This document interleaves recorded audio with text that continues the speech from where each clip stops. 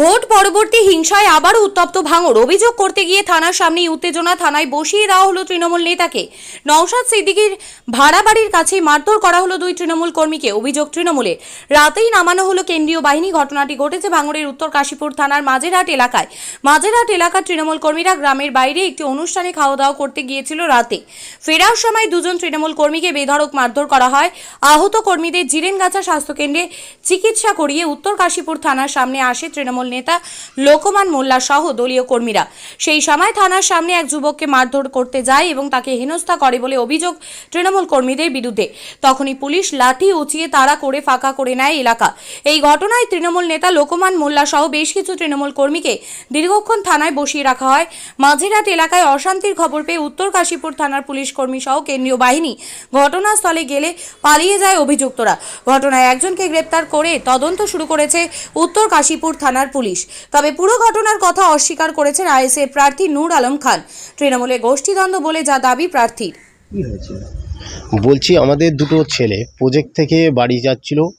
আমাদের রাস্তার মাথায় কলোনি একদম নাঙ্গলবেগে ঢুকতে, ছেলেগুয়ালে ঢুকতে, ওখানে ধরে আমাদের দুটো ছেলেকে প্রচুর মারে। একজন ইনজুরি হয়েছে, মাথা ফেটে গেছে, ফ্র্যাকচার হয়েছে, সেলাই হয়েছে, হসপিটাল এসে জিরেনগাছা থেকে রেফারেন্স করেছে।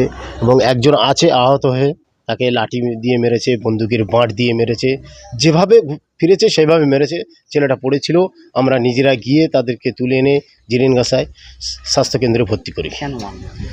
দেখুন, আইএসএফ যেভাবে দুষ্কৃতীরা, ওরা তো জানি না কিভাবে কি করেছে। ওরা সেলেগুয়ালি থেকে, চন্ডিয়াটি থেকে, নাঙ্গলবেগি থেকে লোক নিয়ে এসে ওখানে দাঁড়িয়েছিল। আমাদের কর্মীরা যাচ্ছিল, তাদের ধরে মেরেছে আইএসএফ।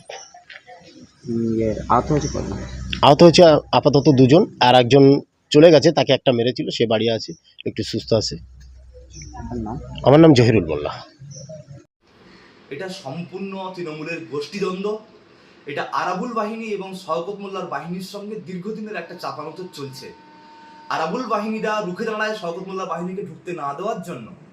ওরা পরস্পরের ঝামেলায় জড়িয়ে পড়ে এবং মারধর চলে। এটা আমাদের সমস্ত কর্মীরা দেখেছে, বহু ভিডিও ক্যাম ফুটেজ আছে অলরেডি। আমরা থানায়ও পাঠিয়েছি এবং কোর্টেও পাঠানোর ব্যবস্থা করছি। কিন্তু এখানে আইএসএফ বিন্দু মাত্র জড়িত নয়। আইএসএফ এর এখানে কোনো ম্যাটারই নয়। আইএসএফ জিতছে যাদবপুর থেকে, অর্থাৎ আইএসএফ এর কোনো ম্যাটারই নয় এখানে। সেক্ষেত্রে এটা তৃণমূলের সম্পূর্ণ গোষ্ঠীদ্বন্দ্ব। আরাবুল বাহিনীর সঙ্গে শওকত মোল্লার লড়াই এটা বলা যেতে পারে। ওরা চাপিয়ে দিচ্ছে আইএসএফ এর নাম, কিন্তু আইএসএফ এর সঙ্গে কোনো রকম জড়িত নয়। এটা মিথ্যা অভিযোগ।